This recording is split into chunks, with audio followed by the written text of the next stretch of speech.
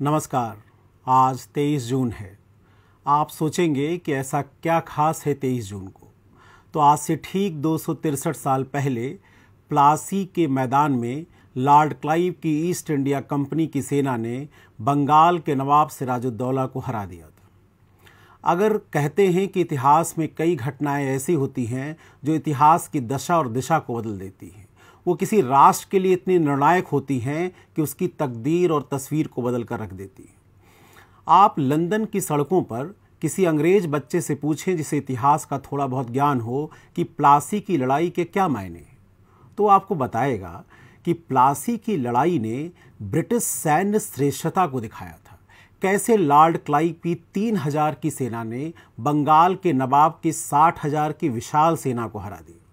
वो ये बताएगा कि लॉर्ड क्लाइव कैसे शेक्सपियर के नाटकों की तरह एक ट्रेजिक हीरो की तरह था। उस व्यक्ति ने कम उम्र में ब्रिटिश साम्राज्य की नींव को भारत में स्थापित किया, पर ब्रिटेन आकर 50 वर्ष की कम आयु में उसे आत्महत्या करनी पड़ी। वो बताएगा कि कैसे प्लासी की लड़ाई ने भारत में आधुनिकता के बीज डाले। आज जो भारत में लोकतंत्र, जो जिस पर भारत गर्व कर रहा है, उस लोकतंत्र की नींव हो, वो आधुनिक सेना हो, आधुनिक सैन्य व्यवस्था हो, आधुनिक प्रशासन हो, इस लड़ाई के बाद के युग की ही देन है। आप किसी पाकिस्तानी बच्चे से पूछ कर देखिए कि तुम्हारे लिए प्लासी की लड़ाई क्या है, तो बताएगा कि प्लासी की लड़ाई मीर जाफर नामक गद्दार और कुछ हिंदू बनियों जैसे जगत सेठ, राय दुर्लभ, अमी चंद जैसे लोगों के षड्यंत्रों का परिणाम था। वो बताएगा कि इन्हीं हिंदू बनियों के षड्यंत्रों ने भविष्य के पाकिस्तान की नींव भी रखी। आप किसी बांग्लादेश के बच्चे से पूछिए कि तुम्हारे लिए प्लासी की लड़ाई क्या है, तो बताएगा कि इसी लड़ाई के बाद बंगाल की दुर्दशा का युग शुरू हुआ और आज अगर बांग्लादेश मानव विकास सूचकांक में सबसे नीचे है, अगर वो गरीबी और अकाल में जीवन बिता रहा है, तो उसकी नींव इस प्लासी की लड़ाई ने डाली।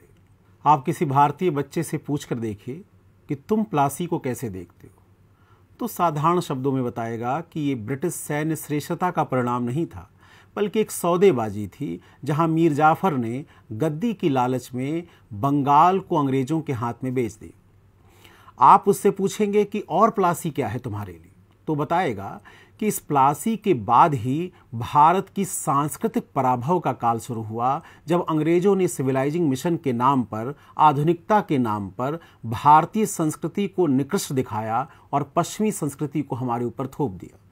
और 1947 में भारत को राजनीतिक आज़ादी तो अंग्रेजों से मिल गई, पर आज भी उस औपनिवेशिक मानसिकता से हम लड़ने की कोशिश कर रहे हैं।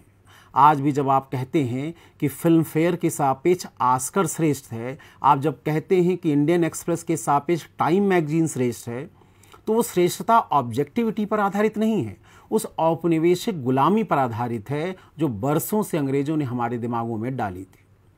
वो लड़का बताएगा कि कैसे इस प्लासी की लड़ाई के बाद भारत का धन का निर्गमन शुरू हुआ, और वो भारत जो मुगल काल में विश्व के कुल अर्थव्यवस्था में जीडीपी में 25% की हिस्सेदारी रखता था, अंग्रेजों के जाते जाते वह अकाल, भुखमरी, गरीबी और ऐसे जाल में फंस गया जिससे निकलने की कोशिश आज भी हम कर रहे हैं।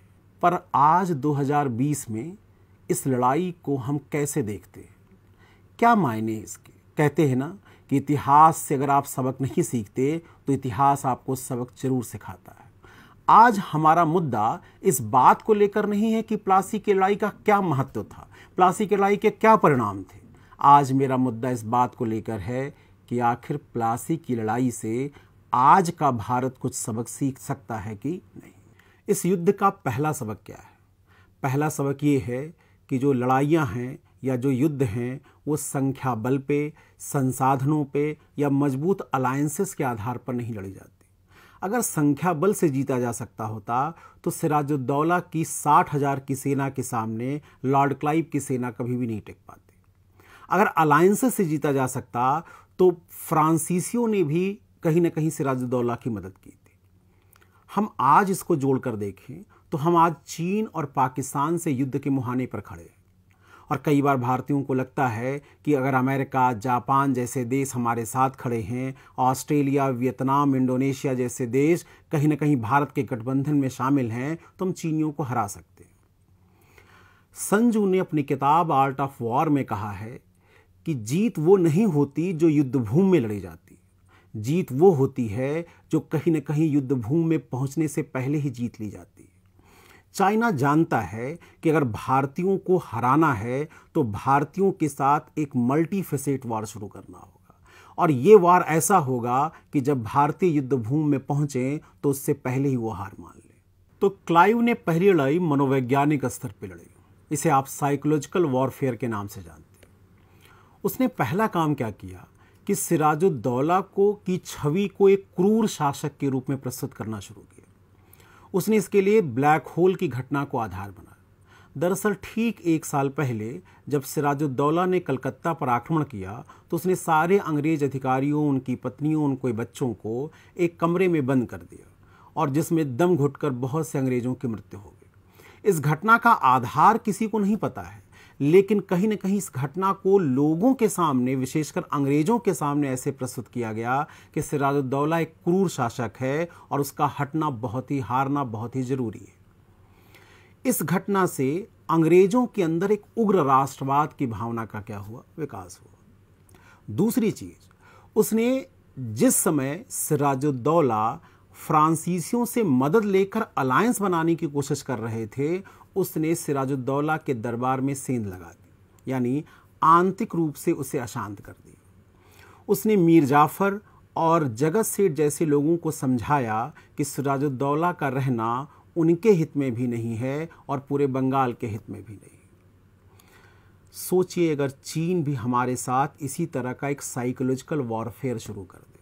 आपको पता है कि चीन एक आर्थिक शक्ति है और उसकी कंपनियां पूरे विश्व में हैं, और इन कंपनियों के पास CSR का फंड बहुत ज़्यादा होता है। वो भारत में एक प्रोपेगेंडा वॉर शुरू करे, वो दिखाए कि भारत की वर्तमान सरकार एक क्रूर छवि रखती है और वो विभिन्न समुदायों के प्रति एक नकारात्मक भाव रखती है। NGO, मीडिया में दिखाया जाए कि आप चीनी सामानों का बायकॉट करेंगे तो उससे लाखों लोग भूखे मर जाएंगे क्योंकि उनका व्यापार चीनी सामानों से रखा है। तो कहीं न कहीं भारत में एक जनमत बनना शुरू होगा जो चीन के साथ संवेदनात्मक संबंध जोड़ने की कोशिश करना शुरू कर देगा। सोचिए, चीन कुछ लोगों की राजनीतिक महत्वाकांक्षाओं को जागृत कर दे कि वर्तमान सरकार को अगर हराना है तो उन्हें चीन की मदद किसी न किसी प्रकार से करनी होगी। यानी पहली लड़ाई जो साइकोलॉजिकल वॉरफेयर की है वो शायद शुरू भी हो चुकी हो, और आने वाले समय में आप तैयार रहिए कि आपको ऐसी न्यूज़ दिखाई जाएगी जिसमें चीन से लड़ना भारत के लिए हितकारी नहीं होगा, बल्कि कहा यह जाएगा कि चीन से लड़ने के बजाय गरीबी से लड़ो और कोविड से लड़ो। सोचिए, प्रायोजित मीडिया भारत और चीन की सेनाओं की तुलना दिखानी शुरू कर दे, जिसमें दिखाया जाए कि चीन की आधुनिक सेना के सामने भारत का टिक पाना संभव नहीं। यानी पहली लड़ाई मनोबल के स्तर पर लड़ी जाएगी, पहली लड़ाई साइकोलॉजिकल वॉरफेयर के रूप में लड़ी जाएगी। और क्लाइव से या प्लासी से हमें ये सबक लेना है कि इस बार चीन के विरुद्ध हम एकजुट रहेंगे, एक राष्ट्र के रूप में संगठित रहेंगे और हम चीन का मुंहतोड़ जवाब देंगे। दूसरा सबक रणनीतिक स्तर पर देखा जाना चाहिए। युद्ध जो होते हैं वो भावनाओं पे नहीं लड़े जाते, वो अहंकार पर नहीं लड़े जाते कि हम किसी को भी हरा सकते हैं। युद्ध लड़े जाते हैं रणनीतियों के आधार पर। आपको पता है कि लड़ाई जो प्लासी की हुई थी वो 23 जून को हुई थी। उस समय पूरे बंगाल में मानसून पहुंच जाता है, यानी सिराजुद्दौला को पता होना चाहिए था कि कभी भी प्लासी के मैदान पर बरसात हो सकती है। शायद हुआ भी यही। जहां क्लाइव ने बरसात से अपने गोला बारूदों को बचाने के लिए पहले से प्रबंध कर रखे थे, वैसा प्रबंध सिराजुद्दौला ने नहीं किया था।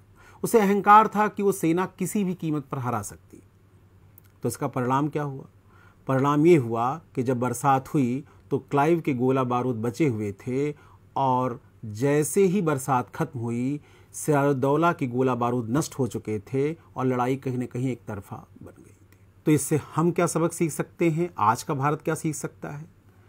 हिमालय की पहाड़ियों पर, जहां हाई एल्टीट्यूड पर ऑक्सीजन बहुत कम है, जहां टेम्परेचर -20 -30 डिग्री रहता है, क्या हम उस साजो सामान के साथ चीनियों से लड़ सकते हैं अथवा नहीं?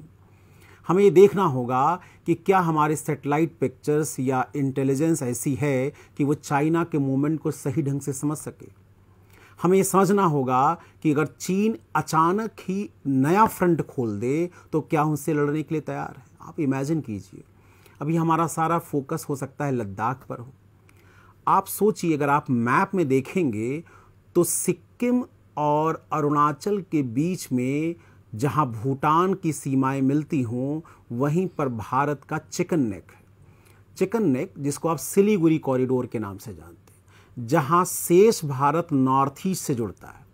आप इमेजिन कीजिए, चीन अचानक ही तेजी से हमला करके सिक्किम पर कंट्रोल कर ले तो चिकन नेक को काट देगा और नॉर्थ ईस्ट हमेशा के लिए भारत से क्या हो जाएगा, अलग हो जाएगा।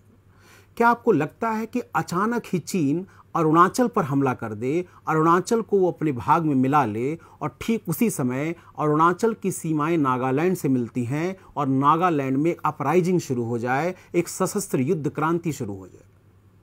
क्या भारत की सेना इस रणनीतिक युद्ध के लिए तैयार है? और अगर नहीं तैयार है तो हमें समझना है कि भारत की मुसीबतें आने वाले समय में बढ़ सकती हैं। यानी रणनीतिक तैयारी ऐसी हो कि हम हर फ्रंट को समझ सकें। हम समझ सकें कि एक साथ अगर नेपाल, पाकिस्तान और चीन सभी के फ्रंट खुलेंगे तो हमारे संवेदनशील अंग क्या हैं।